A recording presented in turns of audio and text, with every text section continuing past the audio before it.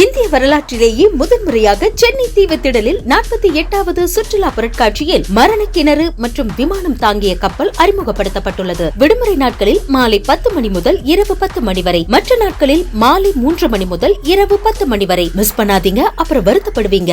பட்ஜெட்டில் மதுரை மாவட்டத்தை சேர்ந்த சிறு குறு தொழில் முனைவோர்களின் கோரிக்கைகள் குறித்த கூடுதல் விவரங்களோடு இணைகிறார் நமது செய்தியாளர் பிரசன்னா.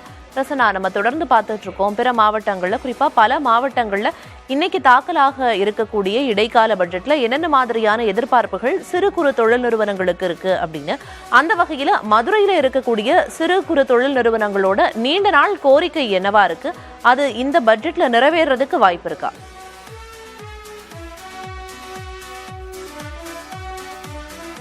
இடைக்கால பட்ஜெட்டில் மதுரை மாவட்டத்தில் இருக்கக்கூடிய இந்த எம்எஸ்எம்இ, அதாவது சிறு குறு தொழில் கம்பெனியுடைய நீண்ட நாளான கோரிக்கைகள், எதிர்பார்ப்புகள் என்ன அப்படின்றத பத்தி இங்க கூட மலேசியாவுடைய பிரசிடென்ட் லட்சுமி நாராயண் சார் அவர்கிட்ட நிறைய கேட்கலாம்.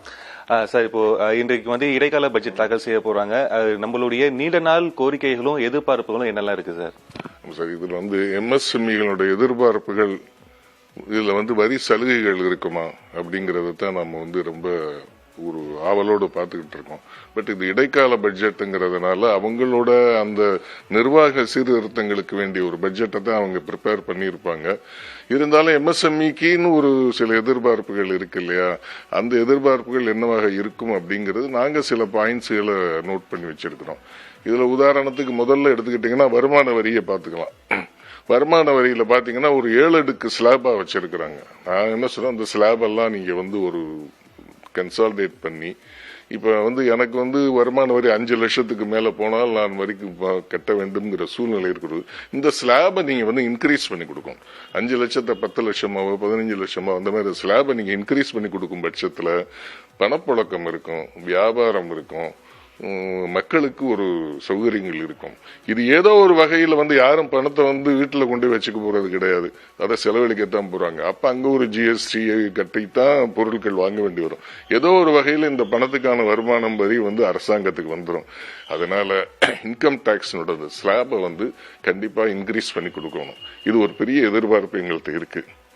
அடுத்து நம்ம ஜிஎஸ்டி அப்படிங்கறத நம்ம பார்த்துட்டோம்னா, ஜிஎஸ்டியில நிறைய அந்த நடைமுறை சட்டங்கள் ரொம்ப கடுமையா இருக்கு. இதெல்லாம் எளிமைப்படுத்தணும். அந்த ஜிஎஸ்டி போர்ட்டல்ல இப்ப உதாரணமா நம்ம இந்த ஒரு செல்போன் வாங்கினா கூட அதுல ஒரு 10 ரூபாய்க்கு ஒரு லோன் போர்ட்டல் இருக்கும். ரீசார்ஜ் பண்ண போனா அந்த 10 ரூபா அதை எடுத்துக்கும். திரும்பி நம்ம கட்டணும்னு அந்த 10 ரூபா டெபிட் ஆகும்.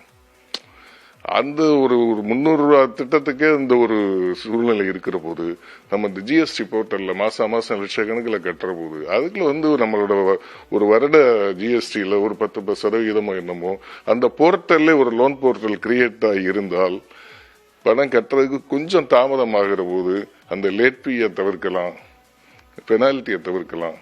அது எத்தனை நாள் என்ஜாய் பண்றோமோ அதுக்குள்ள இன்ட்ரெஸ்ட் கட்டுறதுக்கு நாங்க தயாரில் இருக்கோம். அப்ப எங்களுக்கு ஒரு கிரெடிட்டிபிலிட்டி குறையாம இருக்கும். அதை ஒரு முக்கியமான ஒரு எதிர்பார்ப்பா நாங்க இதை நினைக்கிறோம்.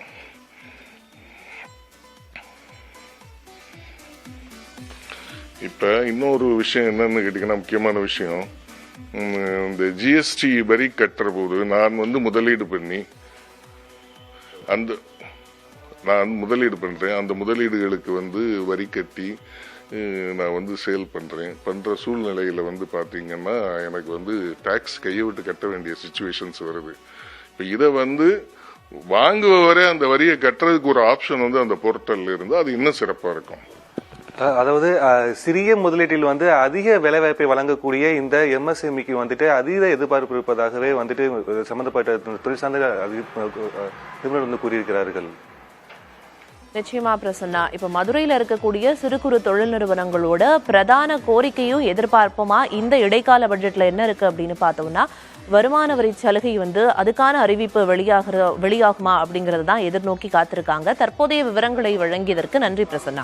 இந்திய வரலாற்றிலேயே முதன்முறையாக சென்னை தீவுத்திடலில் 48வது சுற்றுலா பொருட்காட்சியில் மரண கிணறு மற்றும் விமானம் தாங்கிய கப்பல் அறிமுகப்படுத்தப்பட்டுள்ளது. விடுமுறை நாட்களில் மாலை 10 மணி முதல் இரவு 10 மணி வரை, மற்ற நாட்களில் மாலை 3 மணி முதல் இரவு 10 மணி வரை. மிஸ் பண்ணாதீங்க, அப்புறம் வருத்தப்படுவீங்க.